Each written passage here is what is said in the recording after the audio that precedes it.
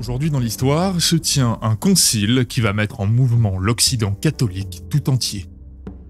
Urbain II a été nommé pape le 12 mars 1088 et est en opposition directe avec l'antipape Clément III qui détient Rome avec le soutien de l'empereur du Saint-Empire romain. Urbain II voyage donc de ville en ville, de royaume en royaume pour apporter sa direction de l'Église au plus proche des différents évêchés. Il s'attire, par son habile politique, le soutien des royaumes de France et d'Angleterre, lui permettant par exemple de rentrer à Rome en 1093. Et en 1095, il se rend une nouvelle fois en France pour s'occuper des affaires matrimoniales de Philippe Ier, mais il en profite également pour tenir un concile à Clermont en Auvergne, aujourd'hui Clermont-Ferrand.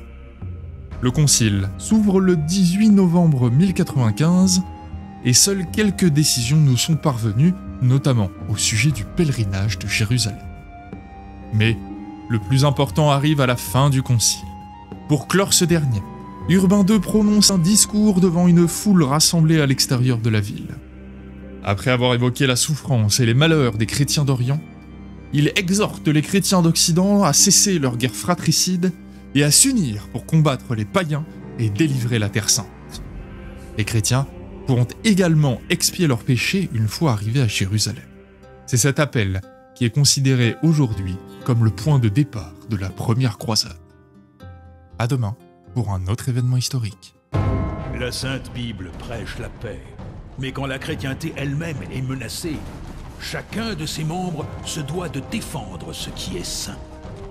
Sa sainteté le pape a appelé à la croisade pour reprendre la Terre Sainte aux musulmans qui refusaient aux pèlerins l'accès aux lieux saints. Il est temps pour les hostes de la chrétienté de mettre de côté leurs différends et de s'unir sous la bannière des croisés pour rendre aux enfants de Dieu ce qui leur appartient ou trépasser en martyrs.